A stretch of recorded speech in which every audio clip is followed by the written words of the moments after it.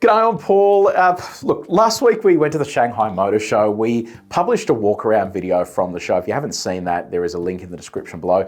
Today I wanted to sit down and talk to you about why there is going to be a massive influx of Chinese cars to the Australian market and why it could actually signal the end of a lot of car brands in Australia, and why I think in 5 to 10 years' time, a lot of you watching, even if you don't want to be doing this, will be driving Chinese cars. So let's put some big numbers out there. Chinese car market, over 30 million new cars a year. To put that into context, Australian car market is about 1 million new cars a year.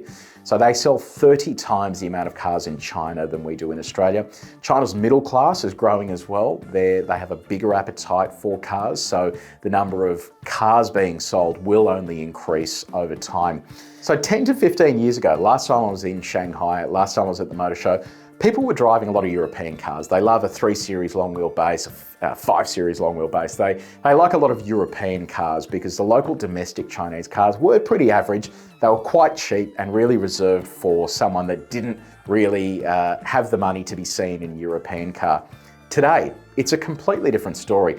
Where you would predominantly see around Shanghai European cars, now you're seeing a lot more local Chinese people willing and very interested in driving Chinese cars. And the other thing as well is they're not really that cheap anymore. If you have a look at stuff like the Yang Wang U8L, which is basically a division of BYD, a luxury arm, this is a car that they're estimating will cost the equivalent of around 300,000 Australian dollars, has 24 karat gold badges on it. Like, it is serious money, and a car that you would never dream of spending that much money on in China, especially if you're a Chinese person. You would go and buy a European car, but these days it is actually seen as appropriate to spend that sort of money if you want something luxurious. So I wanted to paint a bit of a picture about the motor show, the car brands in China, and where I think they'll infiltrate the most here in Australia. So motor show was something like 13,000 media across the media days.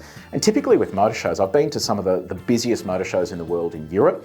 They are busy, and during some of the shows that they run and some of the presentations that they have, there can be a lot of people there, and yes, it is definitely a busy affair. They all started dying down pre-COVID, and really motor shows now in Europe really aren't all that busy and aren't that big of an affair. There's a lot of empty halls and empty space. In China, having 13,000 media attend over the first few days is enormous. What blew me away the most, though, is when it opens to the public. During the media days, I'm going to show you this. This was a video of Jack Wei, who's basically the chair of GWM. So he was walking around the GWM stand, and I mean, you cannot even pass through this area. It is so packed full of people. And this is just on a media day. When this opens up to the public, across the days that the show is open to the public, they see around 1 million people come through the show's 8 halls to then have a look at some of these cars. It is just mind-boggling, the scale of this show. And it requires that level of scale because there's over 150 car brands in China. In Australia, we are one of the densest car markets in the world, and we have just over 60 brands. And that was before the influx of Chinese brands. We're getting much higher than that now. So it gives you an idea of how much more there is yet to come to Australia. If you then pivot over to the States, where they have all of these tariffs that have now been imposed on China, China was really always struggling to make it into the States anyway when it came to cars. Now it's virtually entirely off the table. In fact, GWM told us they are working on basically a full-size pickup truck, so something like an F-150 or Ram 1500 competitor.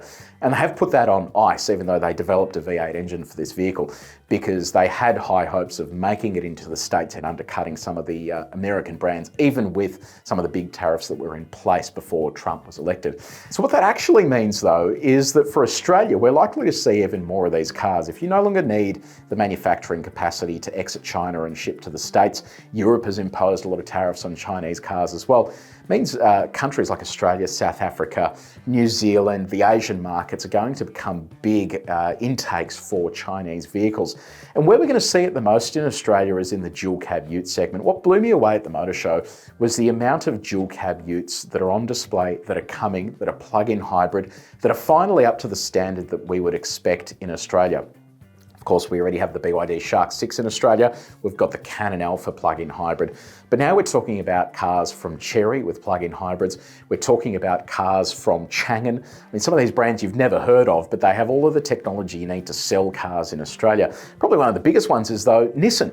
With a car called the Frontier Pro. So this is a car that might make it to Australia as well. It's basically a shared platform with another Chinese brand called Dongfeng. And there's so many of these brands that you probably never knew existed, but Nissan has teamed up with them to deliver this plug-in hybrid dual cab ute. And it's quite fascinating because the Navara is in a bit of a no man's land ground at the moment because Nissan wants to consolidate their dual cab utes into one platform. So at the moment they have Frontier in the States, which is bigger than what we have here with Navara. It's fitted with different engines, like a naturally aspirated V6 petrol.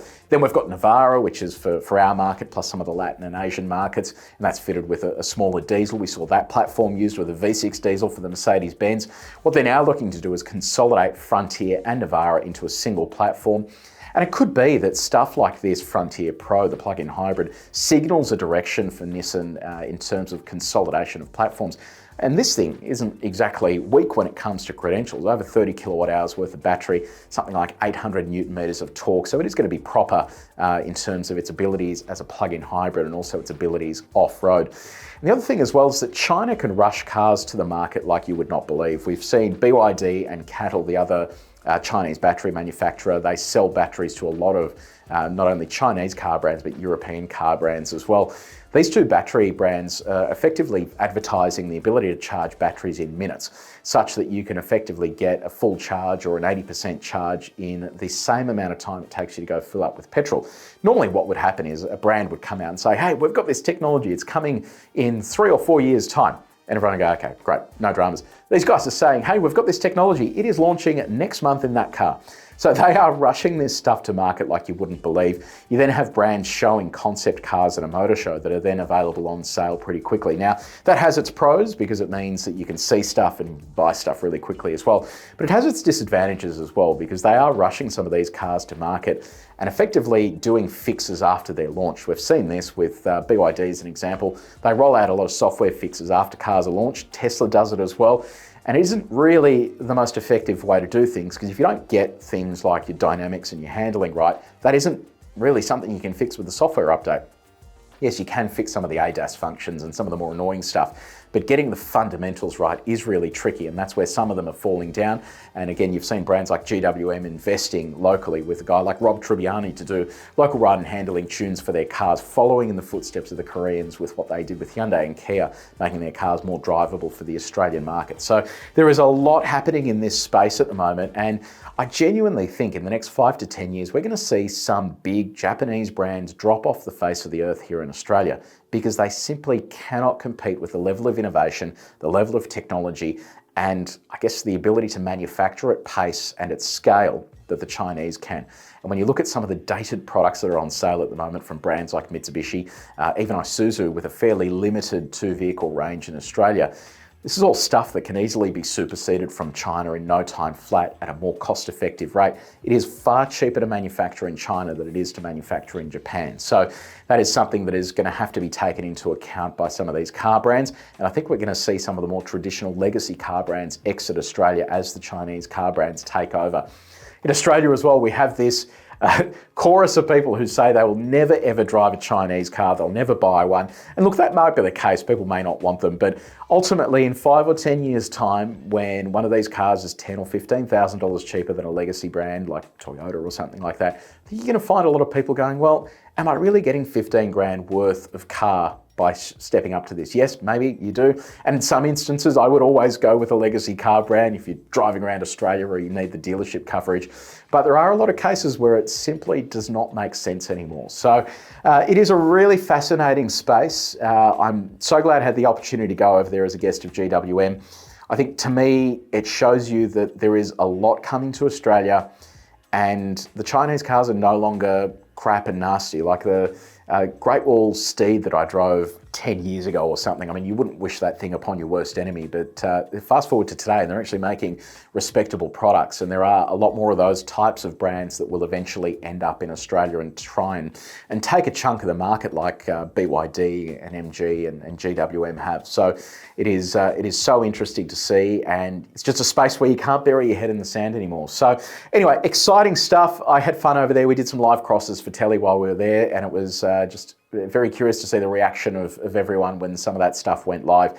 Our walk around video of the Shanghai Motor Show got it's almost at 900,000 views now, which is unheard of. And funnily enough, something like 30 or 40% of those views were from Australia, but around 10% next up on the list was views from the States. I think what you'll end up finding is that people in the US start seeing some of the cars that aren't available to them and start stomping their feet a little bit and making a bit of noise in the States. And I think it won't be long before we start seeing some of these Chinese brands try and dip their toe into the US market once all this tariff stuff settles down. So anyway, very fascinating stuff. Let me know your thoughts in the comments section below. Are you one of those people that just hates Chinese stuff and won't ever drive one, or are you willing to give it a shot? Have you bought a Chinese car? How is it going? Has it been reliable? Are you happy with the service that you're getting? If you did enjoy this video, please make sure you like it, share it with your mates. But until next time, take it easy.